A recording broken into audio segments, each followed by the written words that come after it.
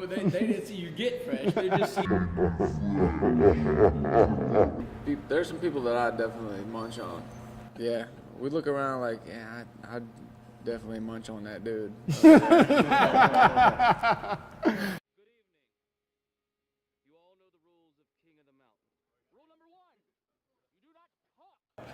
There are a lot of similarities between the self-sufficiency of Alabamans like Cambo and certain Alaskans.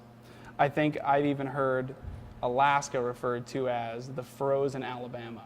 Have you found there to be similarities between people from Alabama and Alaska? Yeah, it's probably why there are similarities between people from Alabama and Alaska.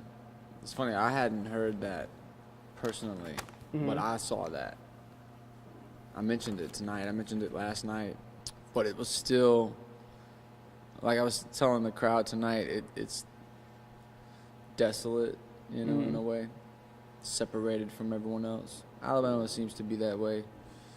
I think a lot of small towns in general can, you know, your world can feel tiny. It doesn't really matter where you live, I guess.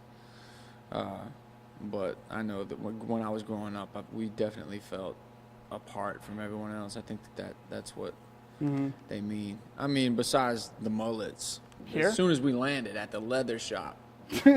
Of all places, right? Yeah, she owned it. She was like, well, Elvira came in here and she told me I should have this haircut, and I got it. No, not feathered, moosed and spiked about 3 inches, and then the rest was like down to her knees. Waterfall. Damn. She had a Kentucky waterfall kicking, but like a Kentucky Niagara. It was pretty epic. She had whatever, it doesn't matter. But she did have she had a dog. It seems like The obsession with motorized things.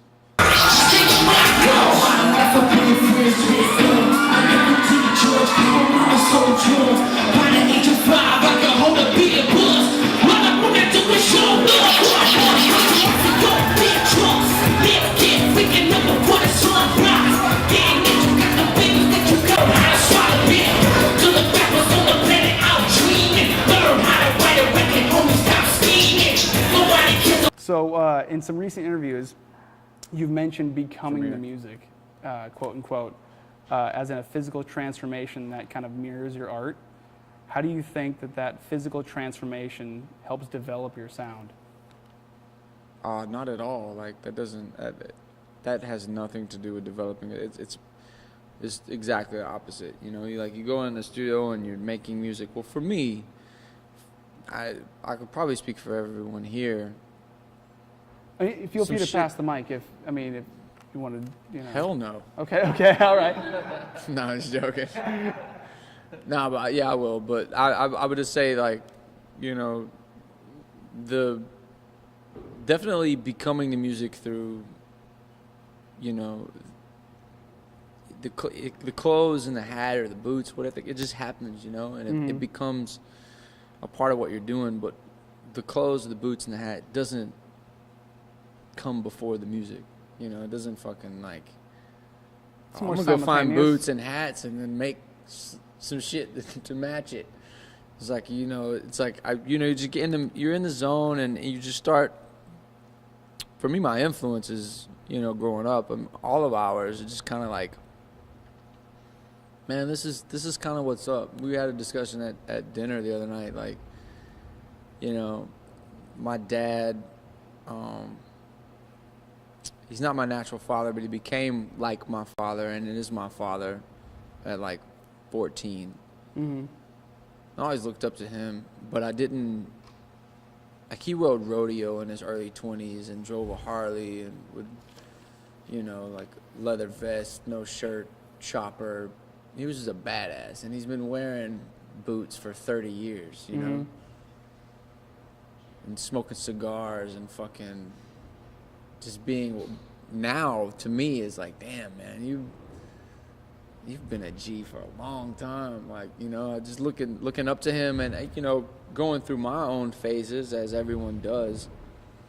You know, I just kind of grew into appreciating things differently, you know, and it's just like a outward expression of that, you know, and everything that I do and that we do as a crew just comes natural. Like, I don't suggest to these guys what to do or what to wear, you know. I think we influence each other, you know what I'm saying, just without talking really, but, you know, that's what's dope about the unit. It's like, it's not a gimmick, although it could seem like that if you listen to my music like 4 years ago or 5 years ago and you saw me at one point and then you jump into my world 5 years later, you missed a lot. After the show, I stayed 5 extra days just so I could kick it in this fucking city.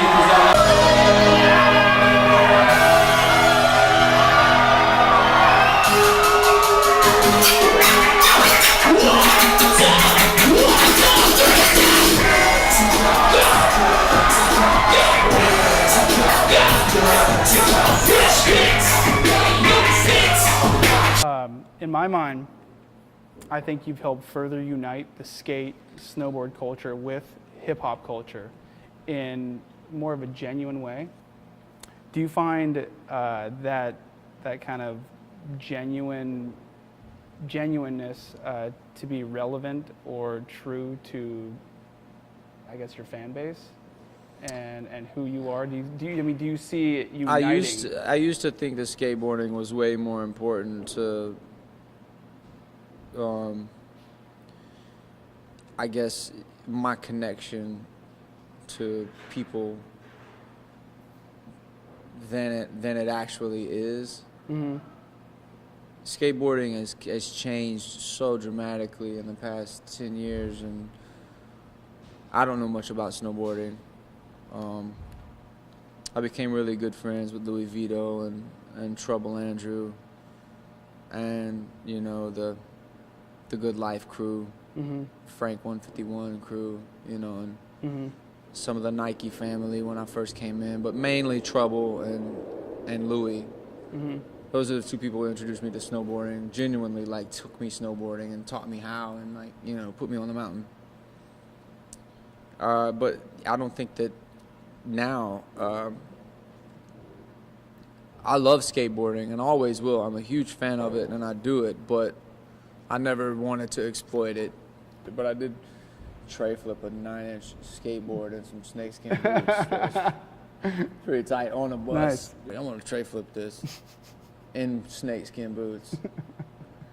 So then, you know, then I had to. I pulled it though. Nice. This dude can manual for days. Oh yeah. I skated for like 3, and then I skated for like 3 years, and you know, whatever. But no, it's cool. I've always appreciated the culture, and I skated for a few years, and that's what got me into like punk rock music when I was like 13, 14 years old, and that's really what I thank for that, you know, is skateboarding and that culture. But it's you know, I feel like right now, kind of like Will Ferrell with this mic, like, I don't know what to do with my hands, Anchorman, or Talladega Nights. I don't know what to do with my hands. So here. You hold it. Yeah, you take this fucking really uncomfortable mic. You take this dick mic. Dick mic. Join from the front of the stage and we can all go in a fucking race. Somebody please fire us and join from the front of the stage.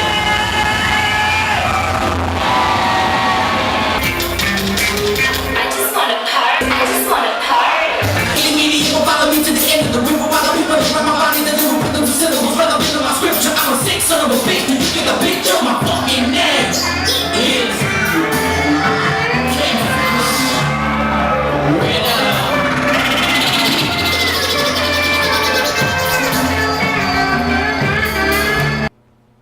You're very socially conscious. This is something that I've noticed, in the sense that you care about how people treat each other.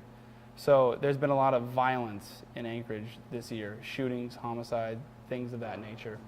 What would you say to a small community that has this issue currently?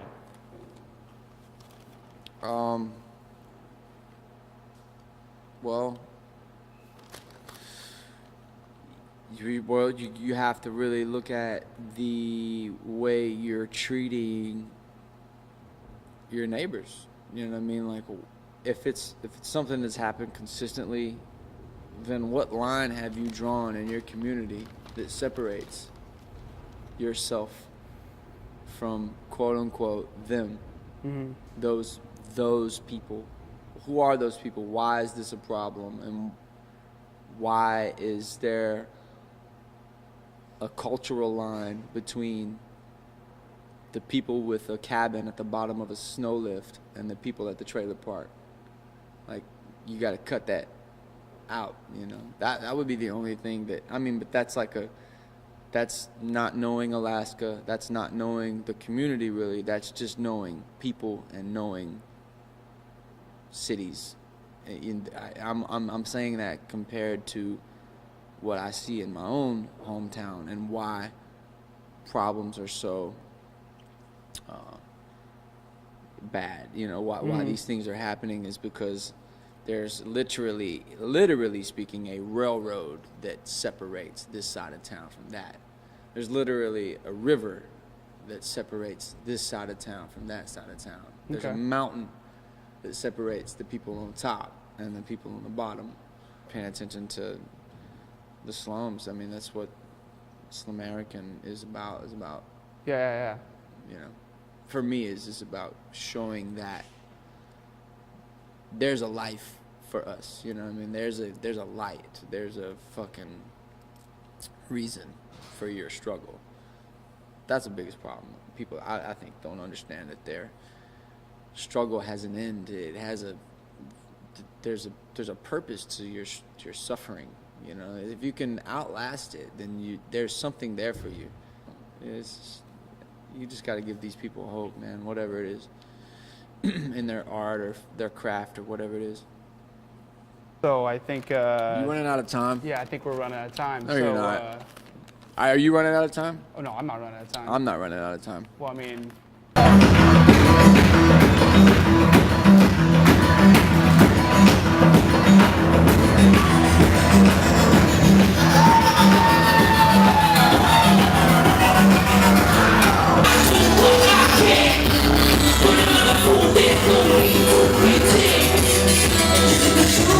So a lot of local artists that stay in Alaska, meaning if they don't get out, they tend to only amount to kind of like local fame. Do you think that you had to make it out of Alabama in some way, shape, or form to realize maybe your full potential? Or that it would have happened no matter what? No. I had to leave. You got to get the fuck out. You know, you're not. I'm going to tell you. You're not going to get it here. By fate that I came and we met and this happened, but otherwise you would have to come out to Nashville in order to introduce your things to us. 99.9% of the time that's the case. No one's as lucky as like, oh, he's coming to my town and here's my brand. Now take that with you back across the country. Most of the time you got to leave and get it and spread your shit physically, like I did. Like, I mean, the internet is a motherfucker. Like, you know, you could be from pretty much anywhere, you know, but you're gonna have to sell that personally. You want to speak on that? This dude has traveled the world. Speak on what? Gypsy that shit as much as you can. Do you have any specific incidences that really like kind of was a pivotal moment? Yeah, well, it was competitions in my case, like in around like 98, 99, 2000. I was winning championships, and you know, when you're winning titles at that point, you would get booked to do your championship routine. So you'd want to do everybody from like, you know, fucking Eastern Europe to, you know, South Korea, you know, would want to, well, they would book you. So anyway, I was doing all that shit back then, and it's important, you know, to be a part of different parts of the world, showcasing your talent. Almost inevitably, no matter who you are or what your art is, if it's visual art, music, whatever, you kind of have to like, if you're Andy Warhol, you're Aretha Franklin, you're like whoever, across the board, you have to create this persona of yourself. And if you stay in the same small place that you're from, everybody already knows you there. You know what I mean? You can't really complete this like bigger, larger than life image, you know, if you stay in that same place, man, because everybody knows who you are. They're like, oh yeah, that dude, you know, Bones, you mean the kid that, like, you know, that kid that used to run a 5-minute mile down there on the track, you know, or like that dude that got like 3 rebounds every game in high school, you know. It's like, dude, everybody knows you like lame shit about you, man, you know, like, so like you have to go, they got all your skeletons. yeah. You gotta lead, man. You gotta go and be Like, motherfucker, and you know create too much yourself. about me. Yeah, small I gotta go town. somewhere where motherfuckers don't know that much. Yeah, I can't be cool here. You gotta be the new kid in school. You gotta come in fresh. Like, I'm the freshest motherfucker. They didn't see you get fresh. They just seen you fresh. yeah. Well, but same thing. If you're from Tennessee and you want to be like a crabber, you can't catch any crab in Tennessee. You got to go where it's happening. You'd have to come somewhere like this or whatever, you know? I don't know. I think it's just, you know, you got to chase it, man. Chase that neon rainbow, man. Live that honky tonk dream. Like, I'm the freshest motherfucker. They didn't see you get fresh. They just see